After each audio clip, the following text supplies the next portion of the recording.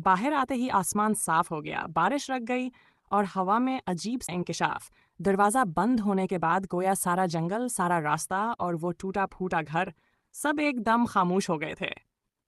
लड़की, इसकी माँ और दोस्त घर से बाहर निकले तो आसमान साफ था, जैसे कभी तूफान आया ही ना हो। मगर कहानी यहाँ ख़त्म नहीं हुई थी। अगली रात लड़की अपने बिस्तर पर लेटी थी कि अचानक इसे अपने कमरे की दीवार में हल्की सी ठिक ठिक की आवाज़ सुनाई दी। वो डर कर उठ बैठी। पहले लगा शायद वहम हो। थोड़ी देर बाद फिर ठिक ठिक ठिक। इसका दिल कांपने लगा। वो सीधी अपनी माँ के कमरे में भागी। माँ ने इसे तसल्ली दी, पानी पिलाया, कहा, बेटा सब खत्म हो गया है, अब कोई साया नहीं आएगा। लेकिन लड़की ने सर हिलाते हुए कहा, अम्मी, वो दरवाज़ा तो बंद हो गया था, मगर जो चीज़ बाहर आ चुकी थी वो अभी भी आसपास है। इसी रात लड़की का दोस्त भी बेचैन था।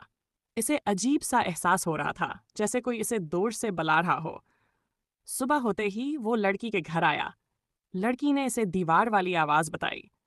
दोस्त ने फौरन कहा, ये आखिरी अलामत है, साया चाहता है कि हम समझें, कुछ अभी बाकी है, कोई कोई कमी, कोई भेद। उन्होंने वो बच्चे जो घर में नजर आए थे, उनकी बातें याद करने की कोशिश की। बच्चे बार बार कहते थे, हम कैद हैं और हमारा कस्सा अधूरा है। दोस्त ने फौरन फैसला लिया, हमें वापस जाना होगा, लेकिन इस बार खौफ नहीं, सच्चाई हमें बचाएगी। माँ भी साथ चल पड़ी। वो अपनी बेटी को अब अकेला छोड़ ही नहीं सकती। आखिरी सफर तीनों फिर उस वीरान रास्ते पर पहुंचे। इस बार रास्ता पहले से ज्यादा खामोश था, ऐसे जैसे सब कुछ खत्म हो चुका हो। घर के करीब पहुंचकर लड़की का दिल तेजी से धड़कने लगा। घर अब पहले जैसा टूटा फूटा नहीं लग रहा था, बल्कि जैसे कोई नजर ना आने वाली रोशनी इसे थामे खड़ी हो। वो अंदर दाखिल हुए। घर में अब ना आवाजें थीं, ना चीखें, ना साया।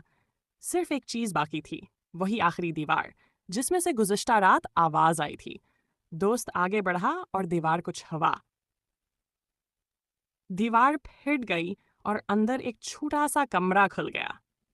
कमरे में एक पुरानी डायरी रखी हुई थी। माँ ने कांपते हाथों से वो डायरी खोली।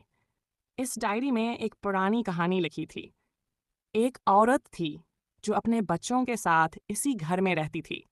एक रात ज़िलज़िला आया, घर गिर गया, बच्चे अंदर ही दब गए। माँ उन्हें ना बचा सकी और माँ का गम इतना बढ़ा कि इसका साया हकीकत बनकर बाकी दुनिया में फैलने लगा। वही साया जो लोगों को डराता था, वही बच्चे जो सच बताना चाहते थे।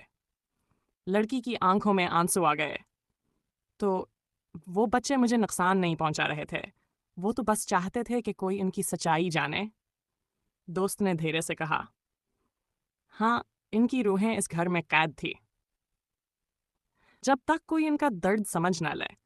माँ ने आहिस्ता से डायरी बंद की। कमरे में एक मुधम रोशनी फैलने लगी और फिर वही बच्चे सामने आए, इस बार मुस्कुराते हुए।